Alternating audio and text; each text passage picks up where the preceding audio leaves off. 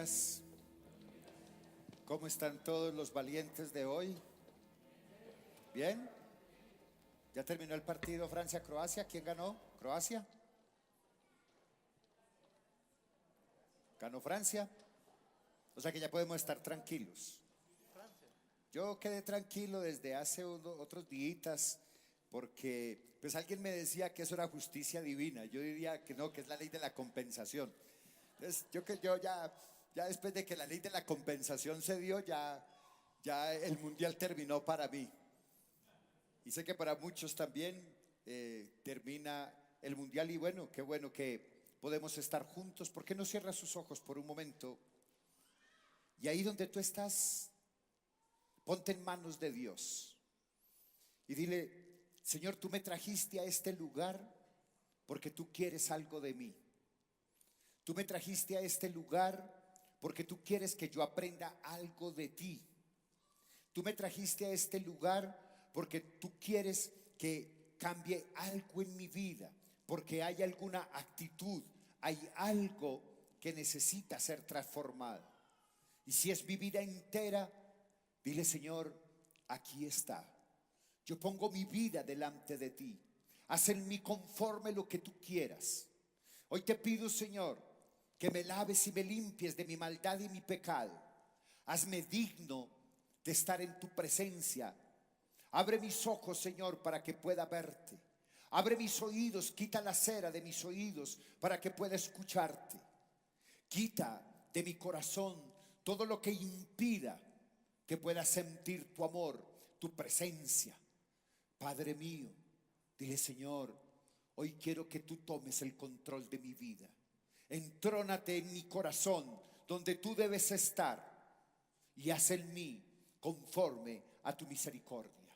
Hoy oro delante de ti en el nombre poderoso de nuestro Señor Jesucristo, sabiendo que hoy tu palabra será contundente y será como espada de dos filos que discierne la mente y el corazón.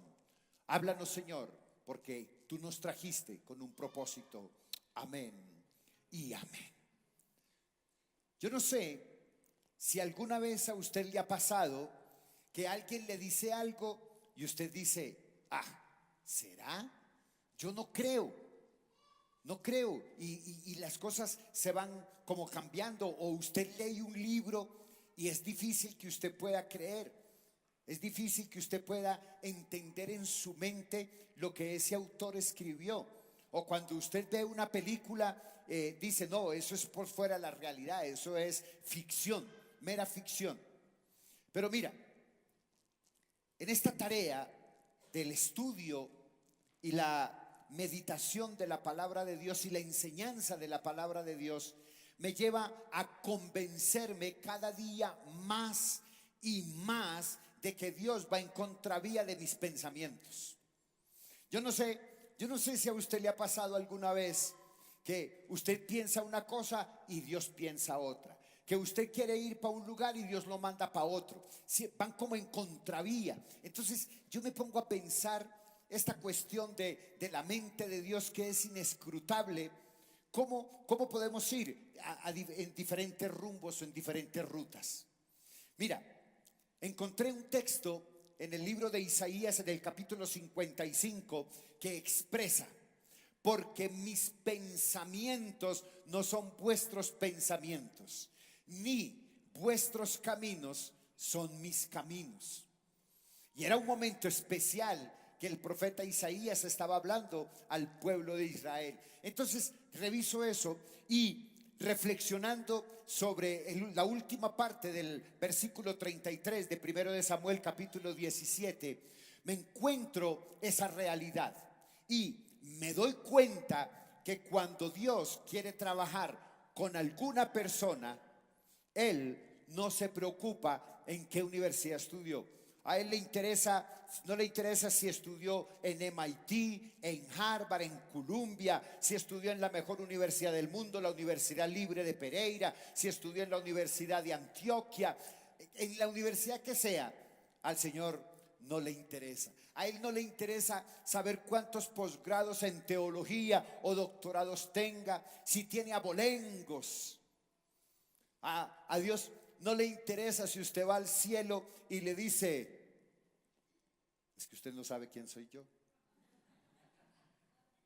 Y el Señor le dice: no me interesa. Porque a Él no le interesa ni sus abolengos, ni la marca de ropa que usa, ni los zapatos. A Él no le interesa nada de eso. Mira, hace un tiempo escuché un predicador llamado David Morse, que él decía: el mundo llama a los capacitados, pero Dios capacita a los llamados. Y esa es una verdad basada precisamente en que nuestros pensamientos no son los pensamientos, ni nuestros caminos son sus caminos. Él, cuando nosotros aceptamos el llamado, Él trabaja en nosotros para capacitarnos a la manera de Él, no a la de nosotros. Mira, en la Biblia está llena de héroes de la fe. Está plasmada de héroes de la fe que tienen muchas características en común. Sus aptitudes para la misión a la que el Señor le ha llamado verdaderamente son ridículamente inapropiadas. La gran mayoría de héroes de la fe no tenían ni idea de a lo que Dios les había llamado, pero sabían que Dios los había llamado y que sus vidas iban a ser tocadas, que sus vidas iban a ser transformadas para servirle a Él en algo concreto que Dios quería. Por ejemplo, Abraham, un hombre sin descendencia. ¿Cómo puede uno entender que Dios le da una promesa a Abraham y le dice: toda una historia está sobre tus lomos, tendrás una generación y será tan grande como la arena del mar que nadie la podrá contar? Y él pensaba, diría: pero si mi esposa es estéril, si yo ya estoy entrado en años. Jacob, todos conocemos la historia de Jacob. Jacob no era un hombre temeroso, era un hombre tramposo, ventajoso. Y sin embargo, Dios lo pone como patriarca de las 12 tribus de Israel. El Moisés que un día mata a un egipcio por defender a un judío, y es desterrado, se va desterrado al desierto y se va 40 años a hablar con las ovejas y se convierte en un hombre enfermo de garganta de una cosa que se llama tartamudez. Era tartamudo. Moisés era tartamudo. Usted que me habla de un hombre, del profeta llorón.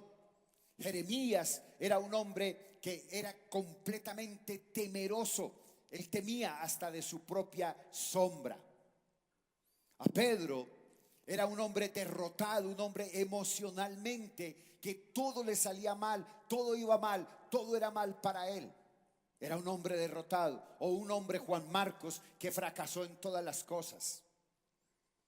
Esos hombres nunca impresionaron a nadie a primera vista. Ellos no impresionaron a nadie.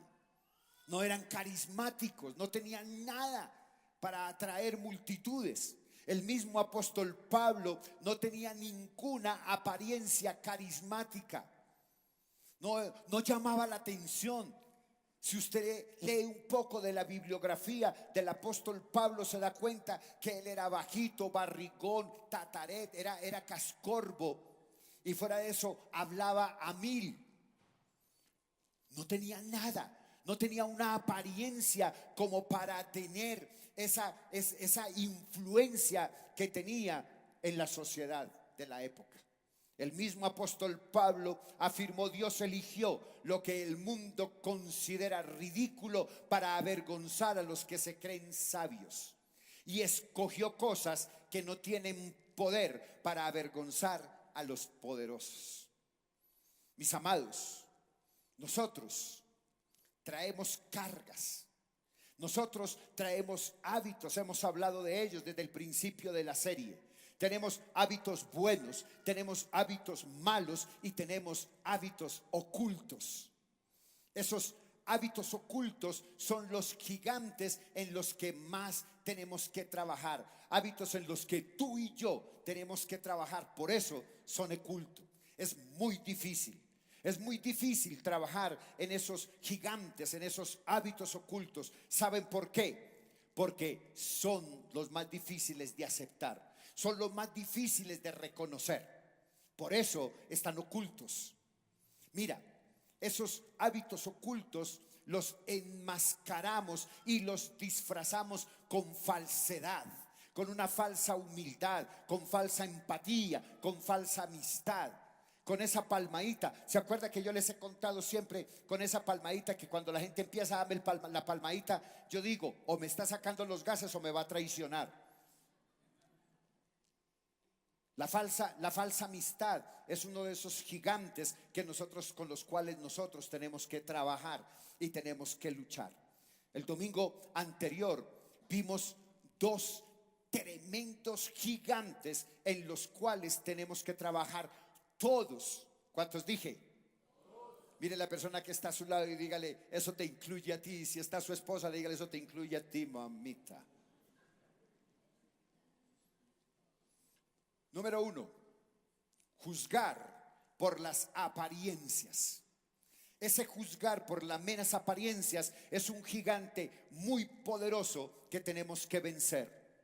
Cuando nosotros miramos a una persona, lo que vemos no nos ofrece una lectura muy limitada de lo que ella es. Lo que realmente tiene peso en la vida de los que están a nuestro alrededor rara vez se ve con los ojos humanos. Las apariencias nos llevan a cometer muchos errores y podemos ver incapacidad donde no la hay. Y juzgar inclusive el actuar de Dios en la vida de otros creyentes que aparentemente son débiles en la fe. Qué tremendo gigante con el que tenemos que luchar.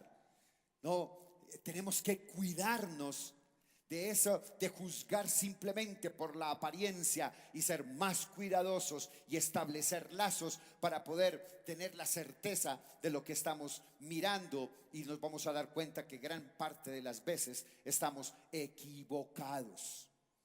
El otro gigante con el que tenemos que luchar todos los seres humanos es con la crítica. Mira, la gran mayoría, los seres humanos, nos creemos superiores a los demás. Creemos que tenemos autoridad moral, espiritual, emocional para corregir al otro, para criticar el trabajo del otro, para dañar o menospreciar el proyecto del otro. Recuerda que la crítica frecuentemente revela más acerca de nosotros que de la persona que señalamos con nuestros dedos. No podemos negar que tú y yo, ¿quiénes dije? Tenemos que trabajar arduamente, tenemos que trabajar duro en vencer, en erradicar esos gigantes ocultos de nuestra vida. Mientras esos gigantes ocultos permanezcan en tu vida, mientras esos gigantes ocultos permanezcan en mi vida, difícilmente podremos batallar contra los gigantes que están en el mundo. Pero mira, la Biblia nos enseña que de la única manera que podemos vencer esos gigantes internos ocultos es manteniendo nuestra mirada en Cristo Jesús, Señor nuestro. El autor de Hebreos dice, puestos los ojos en Jesús, puestos los ojos en Jesús, el autor y consumador de nuestra fe. ¿Sabes por qué? Porque si nosotros apartamos nuestra mirada de Dios por un segundo, el enemigo, como león rugiente, nos devorará. Y entonces, cuando perdemos la mirada de Dios, cuando nos apartamos de la mirada de Dios, empezamos a escuchar otras voces que nos van a desalentar y que nos llevarán a darnos por vencidos.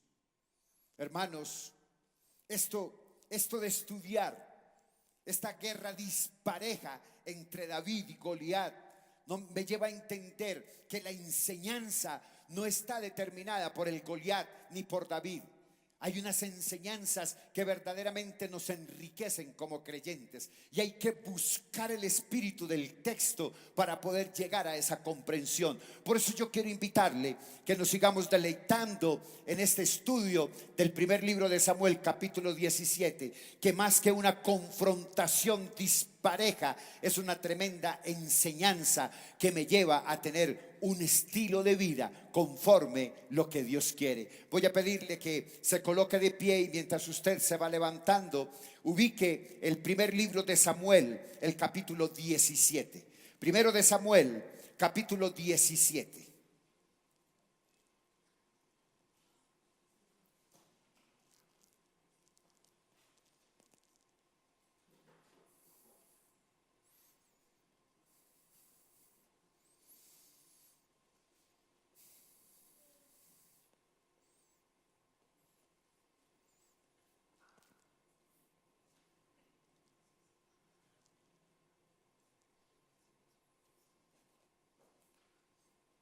Primero de Samuel, capítulo 17. ¿Usted ya lo tiene?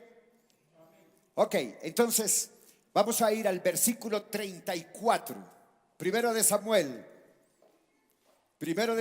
capítulo 17. Y vamos a leer desde el verso 34.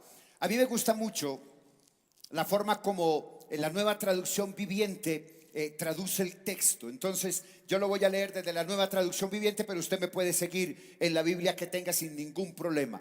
Primer libro de Samuel, capítulo 17, desde el verso 34.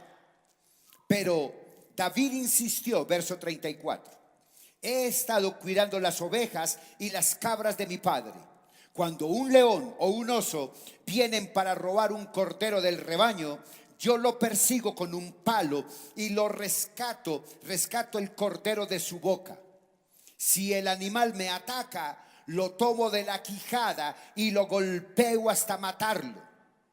Lo he hecho con leones y con osos, y lo haré también con este filisteo incircunciso y pagano, porque ha desafiado a los ejércitos del Dios viviente. Verso 37. El mismo Señor que me rescató de las garras del león y del oso, me rescatará de las del filisteo. Así que Saúl entonces accedió por fin. Está bien, adelante, y que el Señor esté contigo. Que Dios bendiga su palabra y que hoy nuestros pensamientos vayan cautivos a la obediencia a Cristo. Y la iglesia me dice amén y amén. Mis amados, el domingo anterior hablamos de un poco de quién era David. Hoy quiero contarles un poco de quién era Saúl. Saúl era de la tribu de Benjamín. No era cualquier persona, era de la tribu de Benjamín. Y fue ungido como el primer rey de Israel. Pero, escúchame bien, Saúl no tenía ni la más mínima idea de quién lo había ungido rey. Para Saúl, Dios era como lo que dijo Job en el versículo, en el capítulo 42: de oídas te había oído. Saúl había escuchado hablar de un Dios poderoso, de un Dios de los ejércitos, pero él no sabía quién era Dios. Su vida no reflejaba a Cristo, no reflejaba a Dios. Por eso su mirada no estaba puesta en el Dios Jehová de los ejércitos. Saúl no miraba cuando salía a la batalla a Dios Jehová. Él veía la cantidad de guerreros que tenía y que tan bien armados estaban para la guerra. Su mirada estaba puesta en él mismo y en el reconocimiento que los hombres hicieran de él. Antes de esta batalla, la que estamos estudiando, la batalla con el gigante Goliat, este rey ya había cometido varios actos que violaban los mandatos que Jehová le había dado, y por eso fue desechado como rey. Uno de los errores que él cometió fue haber quemado sacrificios cuando estaba en Gilgal, porque el profeta Samuel no llegaba a la cita. Se desesperó y desde ahí Samuel le dijo: mala cosa, Por eso serás desechado como rey. Y más adelante Dios le da la orden que vaya contra una población y la destruya totalmente, y el hombre hace caso omiso de la orden de Dios y le preserva la vida al rey, a las doncellas y a lo más engordado del ganado. Y por eso Samuel le dice: se complace más Dios Jehová de los ejércitos de los sacrificios o de que se le obedezca. Por cuanto tú desechaste la orden de Dios, Él te desechará como rey de Israel. Ya vivía ese momento, pero él por aquí le entraba y por aquí le salía, porque vuelvo y les digo, Saúl no estaba mirando a Jehová, Saúl se estaba mirando a sí mismo. Ahora, en esta batalla se enfrentaba a gigantes mucho más grandes que el que estaba en el campo de batalla. Saúl estaba enfrentándose a un gigante poderoso en él. Su falta de confianza en sí mismo, sus miedos, lo llevaron a dudar totalmente de su capacidad para vencer. Él tenía la estrategia, él tenía las herramientas, él tenía el Dios vivo para guiarlo y poder vencer a los filisteos. Pero su falta de confianza y sus temores lo llevaron a pensar que no tenía capacidad para vencer.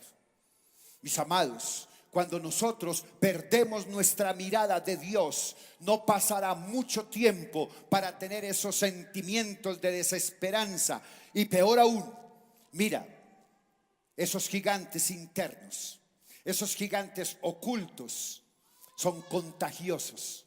Son como la hepatitis, son contagiosos rápidamente. La desesperanza, el miedo, el temor contagia a los demás.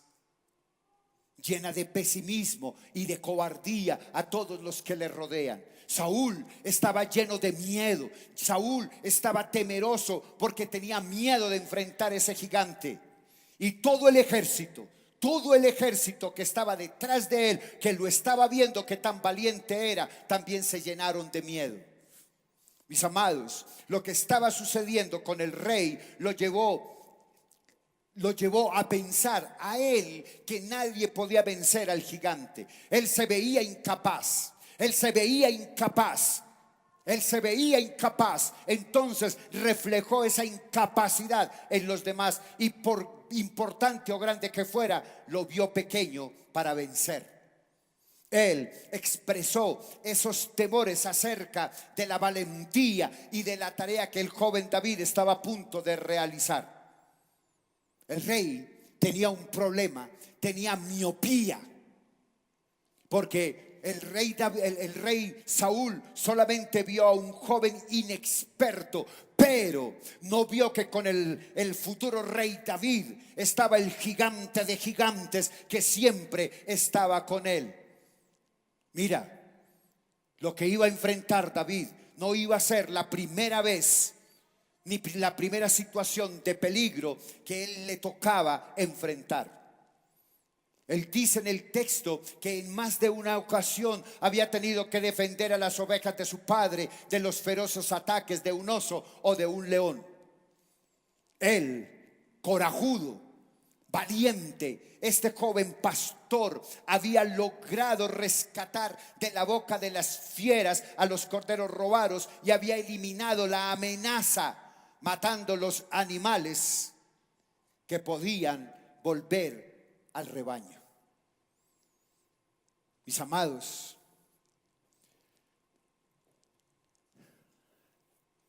si en este momento estuvieras frente a una situación, y se la voy a narrar, le voy a narrar la situación. Usted, cuando llega al servicio, encuentra que las pantallas están arriba.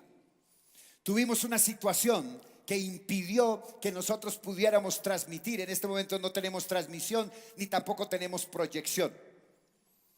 Entonces yo llego y le digo a usted: hermano, usted que está aquí, ¿me puede ayudar con esto? ¿Me puede ayudar? ¿Me puede ayudar?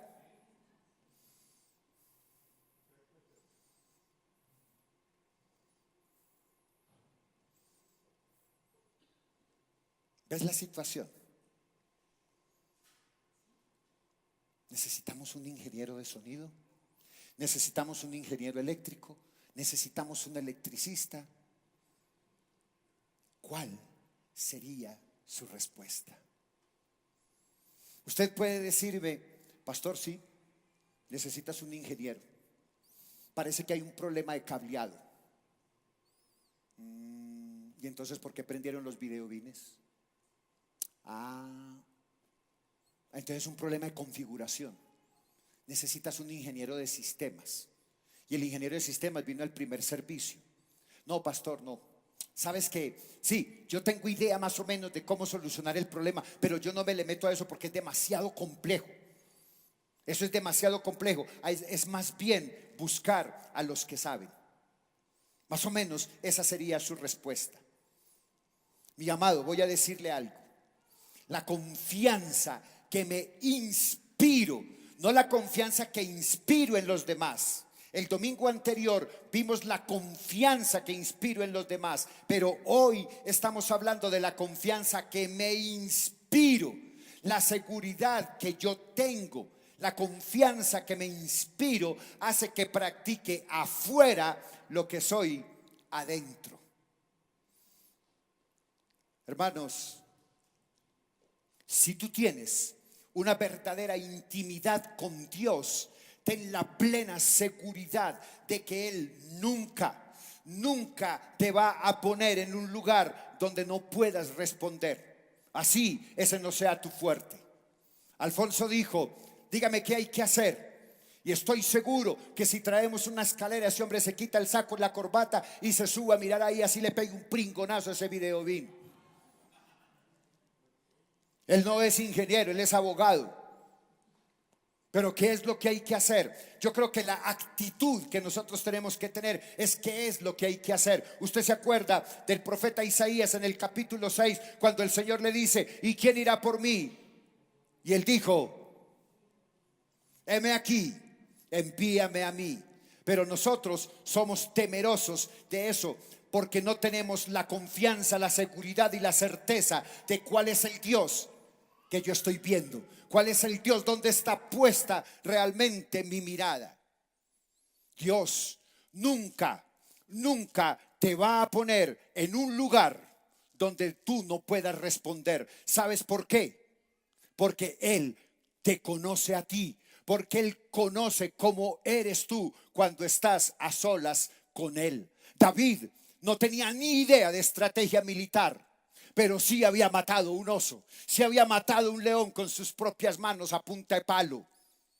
Él dijo, de la misma manera como maté ese león y ese oso, Dios me respaldó, así también me respaldará frente a ese gigante incircunciso.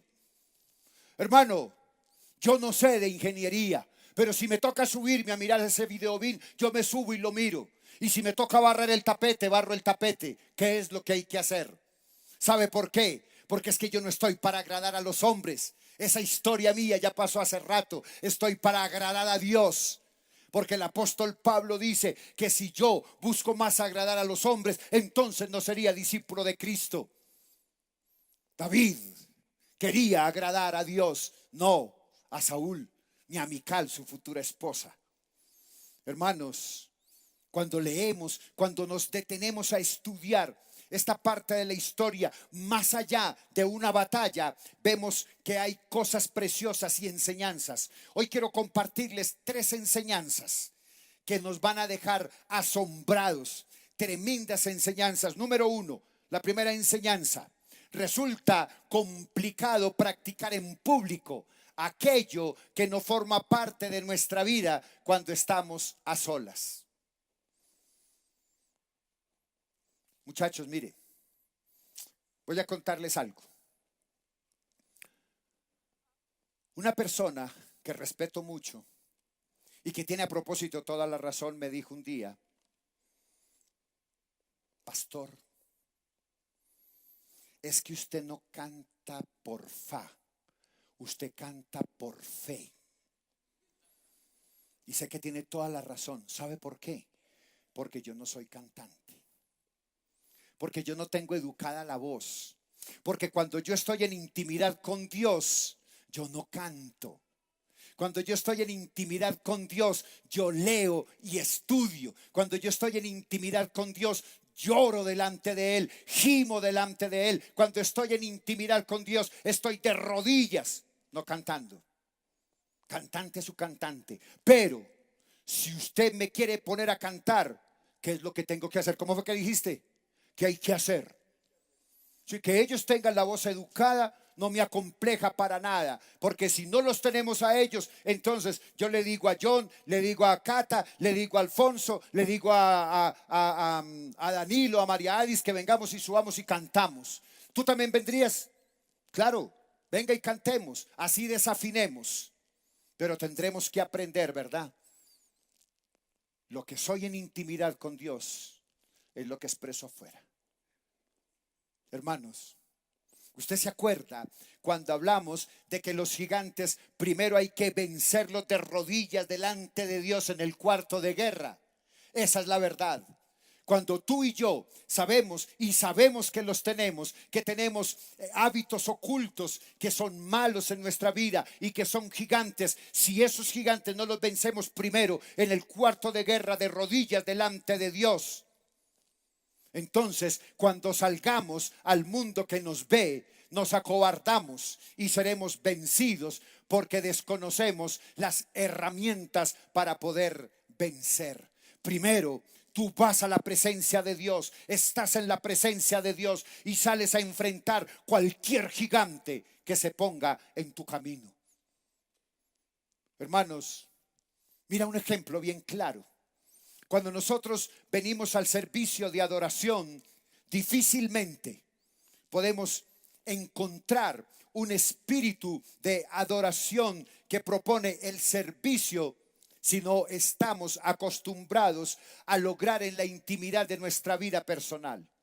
Mi amado, si tú no tienes intimidad con Dios, si tu vida de adoración está limitada a escuchar un cantante, cuando vengas aquí y no tengamos cantante te vas a frustrar, vas a encontrar que no hay nada. Mi amado, cuando tú vienes a la iglesia y no has tenido intimidad con Dios en toda una semana, ahí escuchamos una frase desgastada que dice: este domingo Dios no estaba.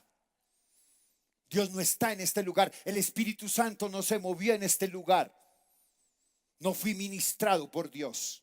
Hermanos, esa es la expresión de lo que yo reflejo. El Señor Dios Todopoderoso sí está aquí. El Espíritu Santo está aquí. El Espíritu Santo está en medio de todos nosotros. El Espíritu Santo se mueve con poder en este lugar. Solo que tú no tienes la mirada con la de Él. Has perdido la mirada de Dios. Del mismo modo, cuando resulta tedioso a participar en una reunión de oración, si el diálogo con el Señor no forma parte de nuestro estilo de vida. ¿Sabe cuál es la sirvienta de los ministerios en la iglesia? El ministerio de oración. ¿Y por qué vienen menos personas a orar? Porque tu vida de oración no refleja abundancia de oración como para venir a orar. Hermanos, mire, yo quiero decirle algo y se lo digo con profundo respeto. Cuando yo invito a alguien a orar y me dice: no, pastor, ore usted, yo pongo en duda que tenga vida devocional. Porque es que la oración no se trata de expresiones, de disertaciones o de cosas hermosas. Se trata de expresarle a Dios lo que abunda en mi corazón. Y si usted no ora en público, es porque en lo secreto tampoco lo ha hecho. Un hombre llamado Christopher Shaw, que es el autor del libro de Día y de Noche, él dice: cuando buscamos identificar la razón del éxito de David frente a Goliat, tenemos que remitirnos a esas experiencias que él cultivó cuando nadie lo estaba mirando. David no esperó el momento del combate para poder aprender cómo se manejaba un arma. Él no esperó para que le dieran estrategias de guerra para aprender cómo luchar con adversarios mucho más feroces que él. Tampoco intentó echar mano en ese momento de habilidades que había desarrollado en lo secreto. Él no buscó tomar otra habilidad que no fuera la que él ya había desarrollado en lo secreto cuando estaba solo en intimidad con Dios y en su vocación como pastor. Mi amado, lo que somos en lo secreto lo expresamos al frente. Número 2, solemos escuchar con sospecha a la persona que habla mucho de sí misma. Sospechamos de eso que dice yo, tal cosa, yo, tal otro, primero yo, segundo yo, tercero yo, cuarto yo y sexta yo. Alguien decía que cuando alguien habla en primera persona es un serio indicio de orgullo y de prepotencia. Pero mira, el texto nos está mostrando que no todas las veces es así y tenemos que tener el discernimiento para entender cuándo ese yo es soberbio y cuándo ese yo es para exaltar a Dios. Mira, el testimonio de David está repleto de declaraciones en primera persona. Por ejemplo, cuando un león o un oso viene para robar un cordero del rebaño, yo lo persigo. Si el animal me ataca, yo lo tomo de la quijada y yo lo golpeo. Yo lo he hecho con leones y con osos, y yo lo haré también con ese filisteo pagano incircunciso. Ahí están los yo. Pero la diferencia con el testimonio egoísta que solo quiere mostrarse, ese yo es cambiado por la seguridad y la humildad de quien realmente lo hace. Hermano, él dice, David, el mismo Señor que me rescató de las garras del león y del oso, me rescatará de este filisteo. Pero dice, el mismo Señor que me rescató de las garras del león y del oso, me rescatará de este filisteo pagano incircunciso que ha osado retar al ejército del Dios viviente. Hermanos, David tenía muy claro que el mismo Dios que lo había asistido en esas situaciones de extrema peligrosidad, Él lo ayudaría en esa situación frente al gigante. Mi amado, a eso es lo que yo le llamo autoconfianza. Ese hombre inexperto para la guerra, inexperto en estrategias de guerra, no sabía ni siquiera cómo se cogía una espada, pero sí sabía cómo se cogía un palo. Él le dijo al rey experto y retó a su hermano y a todo el ejército para decirle: nadie podrá manunciar el nombre de Dios Jehová de los ejércitos. Yo iré contra él porque él peleará por mí. Hermanos, la autoconfianza de David era seguridad, era certeza, porque David nunca apartó los ojos de Dios. Y acuérdese que cuando David apartó los ojos de David, embarazó a una mujer. Solamente en ese momento, y a raíz de esa situación lo llevó a apartarse otras veces, apartar la mirada de Dios, porque mandó a su esposo Urías para que fuera a la batalla. Luego lo mandó a poner el frente de batalla para que lo mataran. Mintió, engañó, asesinó, porque en ese momento apartó su mirada de Dios. Hermanos, el hecho de que David hable de sí mismo nos ofrece un claro indicio de que su experiencia con Dios es personal. Por eso él habla de mí, él habla de yo, porque la experiencia que él ha adquirido con Dios es íntima y personal. David no habla de su hermano de guerra, de sus 3 hermanos que están en la guerra. No habla de la experiencia de otros. No se inspira en las aventuras de otros, ni se entusiasma con lo que Dios hizo en la vida de terceros. Su convicción profunda e inconmovible encuentra sus raíces, vivencias espirituales personales de la mano de Dios. Mis amados, a mí me llama la atención porque muchos cristianos no dan testimonio de vida. Yo me cuestiono cuál es la razón por la cual, por ejemplo, aquí en la iglesia Muy pocas veces alguien dice: pastor, yo quiero dar testimonio en la iglesia de algo que Dios ha hecho por mí.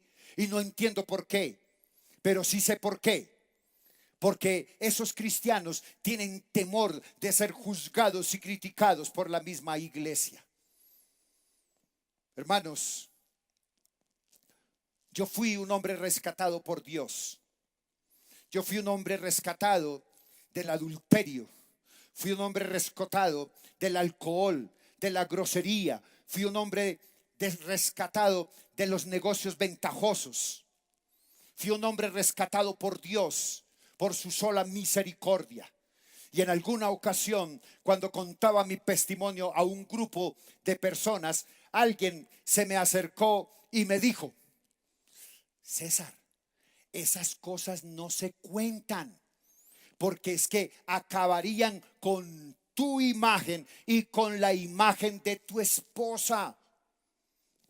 Entonces yo le dije: pero, perdón, es que yo sé quién fue el que me sacó de la podredumbre.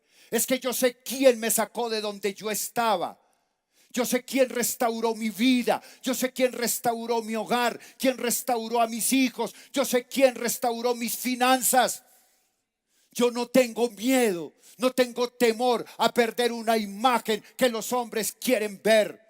Me importa 5 lo que los hombres quieran ver. Que la gente se enoje conmigo y que digan que no soy pastor de autoridad porque fui un hombre adúltero. Yo le digo: precisamente Dios me ha dado autoridad porque conozco de mano el sufrimiento del adulterio que le causo a una mujer.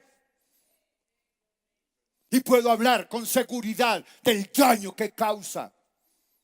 No me da miedo, porque Dios honra al que le honra.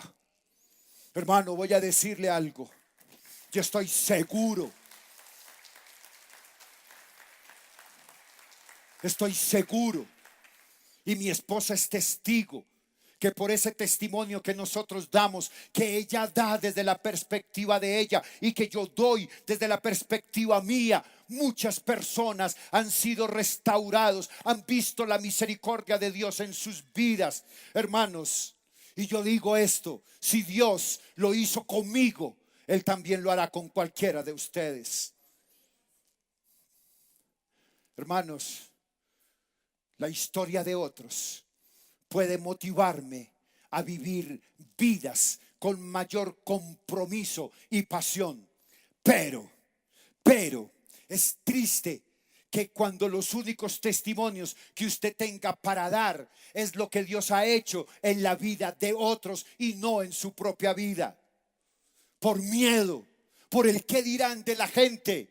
Hermano, si usted fue drogadicto, cuéntele a alguien cómo lo sacó Dios de la drogadicción. Si usted fue alcohólico, cuéntele a Dios cómo lo sacó de la drogadicción.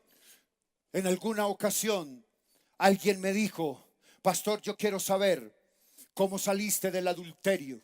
Y yo le dije: ven y hablamos. Porque él estaba sumido en el adulterio.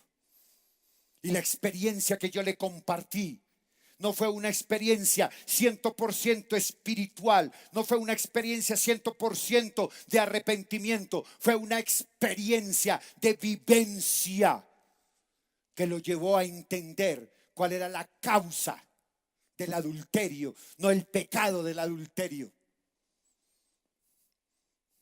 Hermanos, la ausencia de testimonio, de esos testimonios personales, revela que nuestra experiencia de vida y el caminar con el Señor es solo de oídas. Es solo de oídas. Job en el capítulo 42 dice: porque de oídas te había oído, hasta ahí. Pero cuando usted da testimonio de lo que Dios ha hecho en su vida, cuando usted habla de la obra de Dios de restauración en su vida, usted dice: pero ahora mis ojos te ven. Eso es intimidad. Eso es intimidad con Dios. Tú y yo necesitamos ilustrar los principios de la vida espiritual tomando el testimonio nuestro, nunca el de los otros. porque el de otros hace que no hayamos visto la gloria y el mover de Dios, ni de qué manera han operado esas verdades en nuestra propia vida. Número 3, resulta mucho más fácil animar a otros a vivir confiados en el Señor Dios que nosotros mismos vivir aferrados a la convicción de que Él está con nosotros. Mira, si disertamos sobre lo que el historiador escribió en 1 de Samuel, podemos darnos cuenta que Saúl no tenía un estilo de vida devocional, que él no tenía intimidad con Dios, y mucho menos él tendría una historia de testimonio que dar, testimonios propios. Es por eso que esa expresión del verso 37, mírela, es que es fascinante. Verso 37, la última parte dice: y Jehová esté contigo.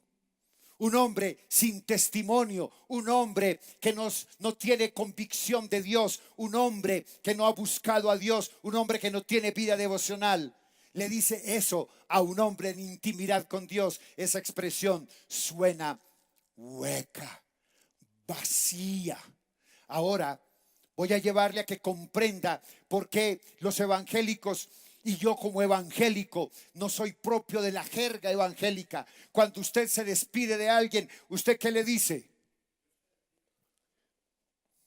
Dios te bendiga. Otros dicen Dios te bendice. Otros dicen bendecido. Otros dicen shalom. Y ni siquiera sabe qué traduce shalom.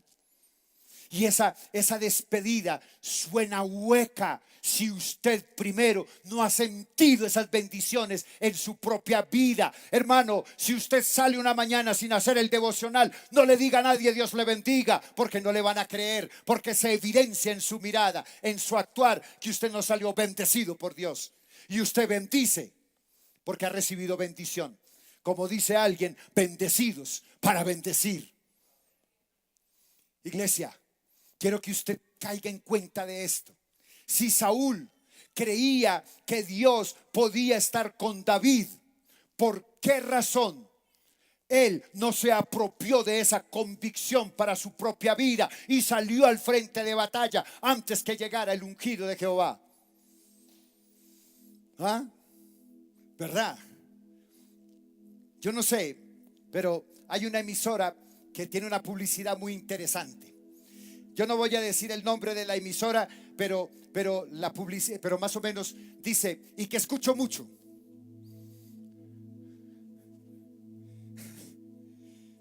Claro que María Alice, Radio 1, tiene una publicidad. Ellos aclaran, no es problema de la emisora, es la publicidad que hay. Ellos aclaran antes de la publicidad que eso no es un problema de ellos, ni es el pensamiento de los administradores o los gerentes. Entonces, pero la publicidad dice que si usted va a ese lugar donde está la dirección, entonces le será quitado brujería, mal de yo no sé qué. Le quitará todo lo que sean los males, todos los malos serán quitados y le entregarán en un sobre el número de la tripleta millonaria. Hermano, yo quiero preguntar algo. Danilo, dame 100,000 y te doy el número ganador de la lotería de Bogotá. Lo tengo aquí, mira. Bueno, 100,000. Una persona sensata dirá: ¿y por qué no lo juega usted para que se lo gane? Mira, es que si tú te bañas con ruda de abajo para arriba, se te van a quitar todos los males. ¿Y usted ya se bañó? ¿Usted ya lo hizo? Si eso fuera así, entonces, porque ellos viven vidas miserables y peores de los que los visitan, y fuera de eso ya están a punto de perder el local porque el banco se los va a embargar por falta de pago.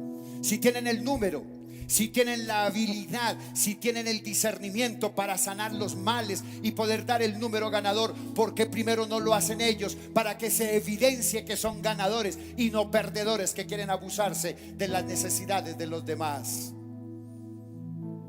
Hermanos, cuando nuestra espiritualidad consiste mayormente en frases para los demás, hacemos a ser espectadores del obrar de Dios. Yo quiero hacerle una invitación hoy. Vive a Cristo Jesús. Vive intensamente al Señor Jesucristo. Vive con intensidad, con fuego. Vive con pasión todo lo que Dios tiene preparado para ti. Hermanos, un hombre muy sabio llamado Charles Wesley decía, lo voy a decir despacio porque usted va a tomar nota: haz todo el bien que puedas, de todas las formas posibles, a todas las personas que puedas, en todos los lugares posibles y en todos los momentos que puedas, durante todos los años que te sean concedidos. Se la voy a volver a repetir: haz todo el bien que puedas, de todas las formas posibles, a todas las personas que puedas, en todos los lugares posibles y en todos los momentos que puedas, durante todos los años que te sean concedidos. ¿Sabe por qué quiero que usted lo aprenda? Porque ese es el fin último de un verdadero cristiano: servir. No es venir a una iglesia, es servir. Es decir, como decía Alfonso, ¿qué hay que hacer? O como dijo Isaías: heme aquí, envíame a mí. Voy a pedirle que cierre sus ojos por un momento y pongámonos de acuerdo con Dios. Si usted siente que Dios está en contravía, no es porque Él es el que va en contravía. El que va en contravía eres tú. Si tú sientes hoy que Dios ha hablado a tu vida, dile: Señor, quiero alinearme contigo. Quiero hacer conforme a tu amor y conforme a tu misericordia. Quiero que tú hables a mi vida en este tiempo. Y estoy seguro que ya lo ha hecho. Estoy seguro que tu vida durante estos 5 domingos van a ser transformados. Que tu vida tiene un toque especial del Espíritu Santo. Estoy seguro que cada domingo usted ha encontrado un gigante a vencer. Estoy seguro que si usted ha estado durante la semana en su cuarto de guerra, ese gigante oculto ya está vencido y estás listo para enfrentar el siguiente. Hoy Dios ha abierto sus manos para que tú vengas a su regazo. Él ha abierto sus manos para que tú entres en la presencia de Él y le digas: Señor, heme aquí, yo quiero ir. Señor, yo pongo mi vida en tu presencia. Yo quiero ser un David más, con esa fuerza, con esa entrega, esa confianza, esa certeza, para depender de ti y vencer. Levántame, oh Dios. Permite que tu Santo Espíritu hoy me levante en esa santidad tuya, porque tú eres santo, porque santo eres tú. Señor, estoy agradecido contigo, porque tu amor y tu misericordia son para siempre.